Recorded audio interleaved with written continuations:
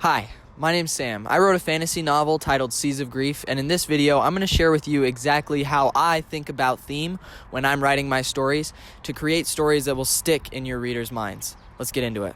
So one thing that you might hear a lot is that theme could be boiled down to a single word or phrase. For example, love, justice, revenge, or the pursuit of happiness. But this is something that I'd kind of want to step away from. I think that this is a little bit too general. There's a lot that can be said about love. There's a lot that can be said about justice. There's a lot that can be said about revenge. And so these stories end up being like very cookie cutter, very all over the place with their thematic interpretations and their thematic messages. If you're writing and you have like one word or phrase in your head as your theme, it can cause a lot of problems. And so the goal of this is to actually narrow it down and get ultra specific with the theme that you want to go for. And the way that you do that is you ask a question. Now, there's a saying out there among the creative community, and it's good art asks questions. So what exactly does that mean? How can you have a question be your theme? Well, to help you kind of understand this, I came up with a few questions that work well as themes for different stories. So, and these are deep questions, so bear with me here. Is there any point to life when there's no hope left? What is perfection? Does such a thing even really exist? If one's emotions come from themselves, are they truly able to control it? Is justice a universal law? These are deep questions, and a lot of you, if you're like me, will hear these questions and start thinking, and that's exactly what we want our readers to do. We want our readers to read our stories and ask themselves these questions that allow them to think about it. And the beautiful thing about it is these questions, they don't necessarily have answers. They could be interpreted one way by one person, and one person may have a certain answer, and another person will have an entirely different answer. And that's the beautiful thing about art, is that it's not there isn't a right or wrong. There isn't a specific answer to these questions. It's that you are prompting conversations within one's own mind and conversations within other people who've read your stories, if your stories include or bring up these questions. Good themes don't answer the questions that they bring up.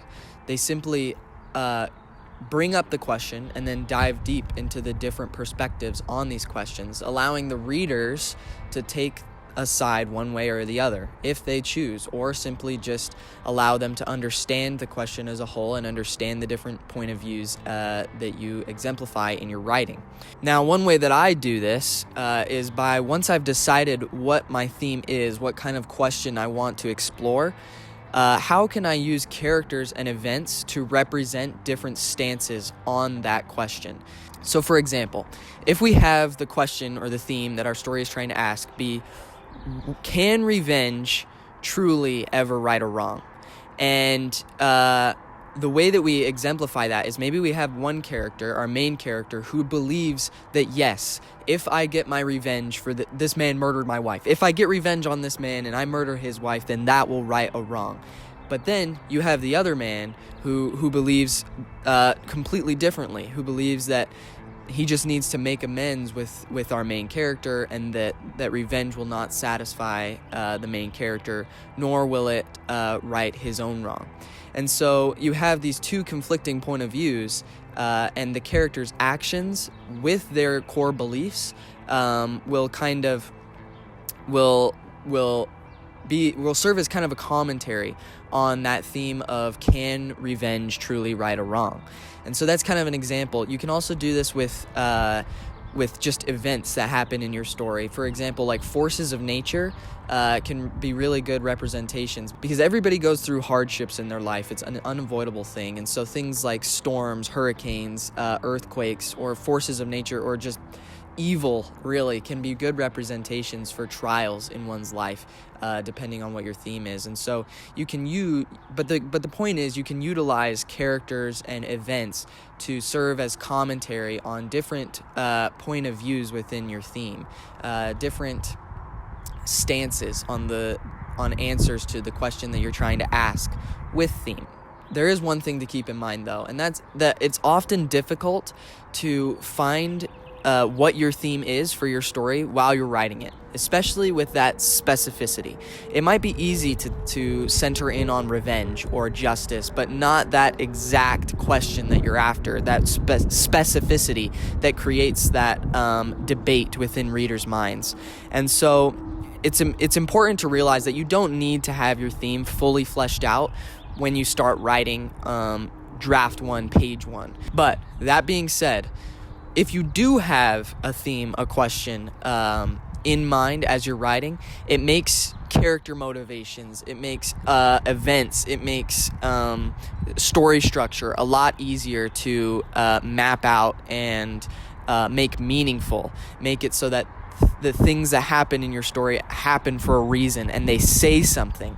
And so it's okay if you don't have a theme in mind when you first start writing, but it's important to try to get to that point. It's important to be thinking, maybe have a few different questions written down and then pinpoint what you want to do. But it's important that you go with specificity and not go with a general theme, because general themes tend to be all over the place and they don't speak loud messages that you want your stories to have, because those kind of stories stick in readers' minds. So tying back to story structure, like I talked about in the previous video, if you haven't watched that, it might be a good one for you if you're struggling with story structure or want a new way of thinking about how to structure your stories. I mentioned thematic progress in there, and I just wanted to delve into that a little bit. So what makes a good story is that feeling of progress, and I go into that a lot in that story structure video. But what I wanted to touch on is that thematic progress isn't necessarily getting an answer to the question that your theme is bringing up. Instead, it's offering different point of views. So you may thematic progress is allowing the reader to maybe understand one side of a possible answer to the question. And then thematic progress later on in your story is maybe them understanding an opposing answer to that question, so that the thematic progress isn't railroading them into one possible interpretation of your question. It's allowing them to have multiple different point of views, so that your story speaks volumes, so that you bring up this debate in the readers' minds, that you allow them to think freely for themselves and come to their own interpretations. So that's what thematic progress is, in my opinion. It's not being preachy and allowing your beliefs, your messages to come through. It's allowing your audience to think freely, as using your story as an outlet to do that. And on that note, while exploring theme, it's very important to show, don't tell. This is a universal writing law. I'm sure you've seen other videos, you've read other things that talk about this. It's very universal. Show, don't tell.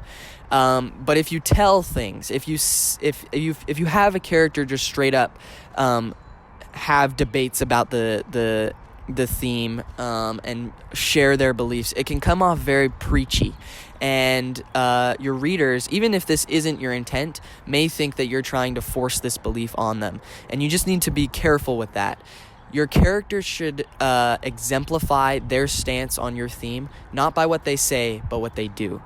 And then you allow your reader to think about that, why they did that, what that represents with them doing that, instead of just being straight up telling the reader why they did this and how it connects to your theme. So to wrap everything up, good art asks questions. And the theme for your story should be a deep, precise question that your readers are allowed to be free thinkers on. You should offer them different perspectives. You should show them different outcomes based on the questions that you ask. The events and the characters should exemplify different sides of these questions. But you shouldn't have, but good art doesn't necessarily need to answer the questions that they ask. It just needs to get the audience thinking. And that's your goal. And if you follow this framework, or this thought process, really, it will allow you to write stories that are impactful and that stick with your audiences. And that's all I have for you guys. I just want to add, though, that I really enjoy reading the comments below and just talking to you guys about what you think about story structure, about theme, about the creative process, all of it. You guys always have some awesome insights. Even if you disagree with me, it's something that I love to read about and to respond to you guys with. It's awesome. So please share your thoughts below about... Sorry, my dog came in. That's what you get for filming in the backyard. But please share your thoughts about theme. I'd love to have a conversation with you guys. You guys are all awesome. And one other thing for those who care, I'm sorry for disappearing for a few months. I'm back. I'm not going away. More videos are coming soon. I appreciate all the love and support all you guys have given me. So with that all being said, I hope you guys have a good one. See you guys.